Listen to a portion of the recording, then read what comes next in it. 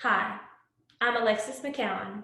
I am a senior journalism major, English minor, attending Howard University. Today, I will be presenting a study on the misrepresentation of African Americans in the news, titled, Do You See Me Now? The role of the journalist. Journalists play a very vital role in society.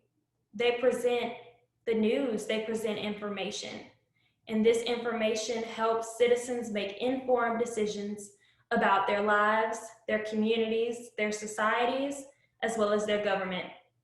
It's important to note that the media is powerful and they have a very strong influence on people. The media has the potential to shape behavior and one's perception of themselves as well as others. Which brings me to my next point, the representation of African Americans. African Americans are often seen or viewed in a negative light, and they're overly covered on various news outlets. These topics often revolve around poverty, crime, as well as family dynamics. Accompanied with those very same stories are vivid visual images and rhetoric. And the rhetoric and visual images that are included are often depicting African Americans as being cruel, violent, evil, or maybe even vindictive. Here are a few examples.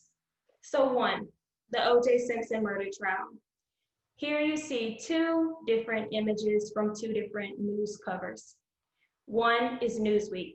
As you can see, Newsweek seems to be more accurate to what the mugshot's intention was to be, versus Time, which seems to be a little bit more edgier, a little darker. And you can see this based on the lighting as well as the font. And it makes him in the end appear a lot more sinister than the Newsweek cover. Another example is the Central Park Five. The Central Park Five were 5 African-American boys that were convicted of raping and assaulting a New York jogger. This was a very important case during the time since this happened in 1989. But before any grand jury convicted these 5 Black boys, the mass media did it all on their own. Here's an example of one of the headlines that ran during this time. Wolf packs prey. Now this is important to note because these 5 African-American boys were depicted to be similar to an animal, a wolf at that. And from my take on what a wolf is, a wolf seems to bring fear in my heart. So a Black boy was compared to an animal, seemingly to appear a little bit more animalistic.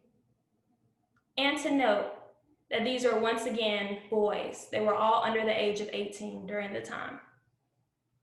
And here's a quote from Pete Hamill, and I quote, "From a world of crack, welfare, guns, knives, indifference, and ignorance, a land with no fathers to smash, hurt, rob, stomp, rape.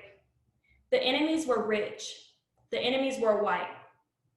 Once again, you see African Americans being portrayed around those very same topics that I just discussed, which once again include poverty, crime, and as well as family dysfunction.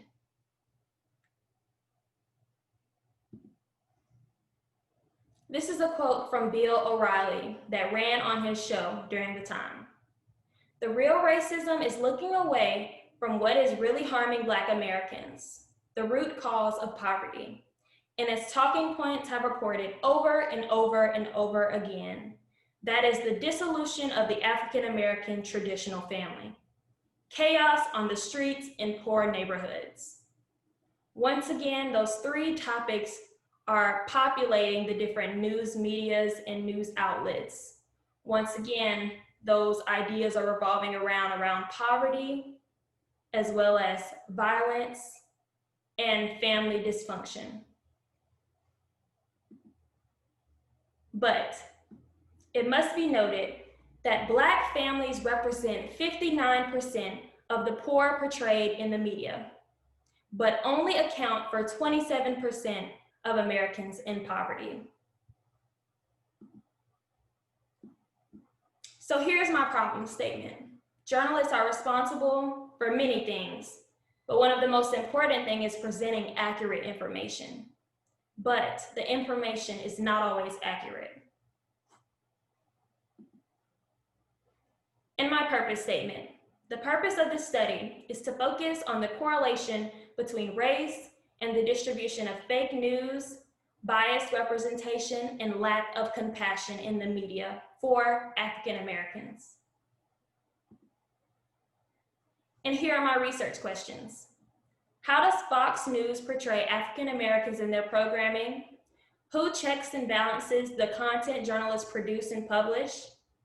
How does content published in the news affect public policy? And what are the effects of stereotypical depictions of African Americans on young adults ranging from ages 18 to 34? And for the literature review. So, for the case of this presentation, I will be presenting 3 studies that I found.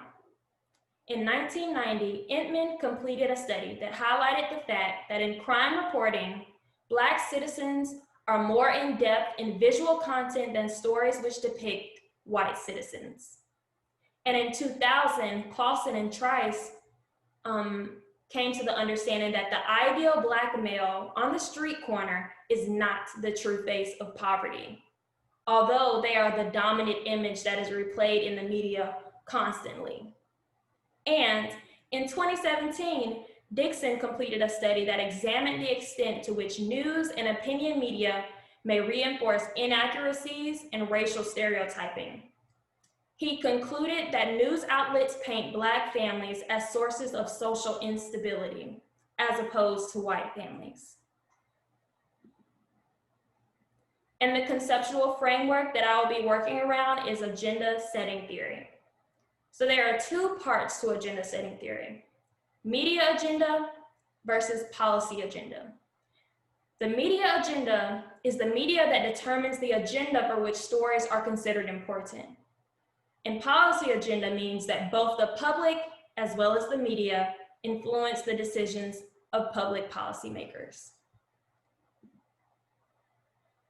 And my methodology for this study.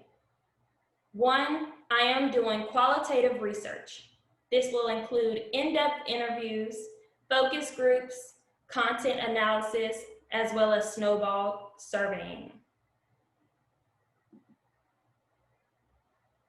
I will interview people between the ages of 18 and 34, and this will be used to help understand how media affects African Americans as well as other races' perception of African Americans. Surveys will be used to evaluate how the news coverage of African Americans are viewed by people of a variety of racial backgrounds.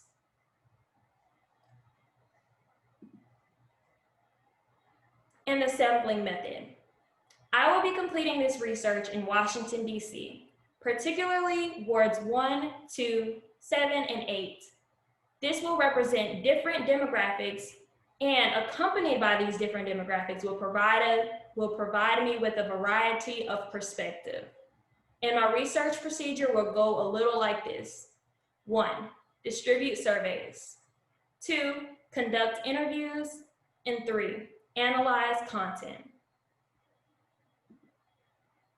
And my method of analysis will be in vivo.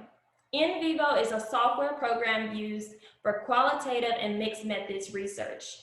This will help me compile text, audio, as well as video.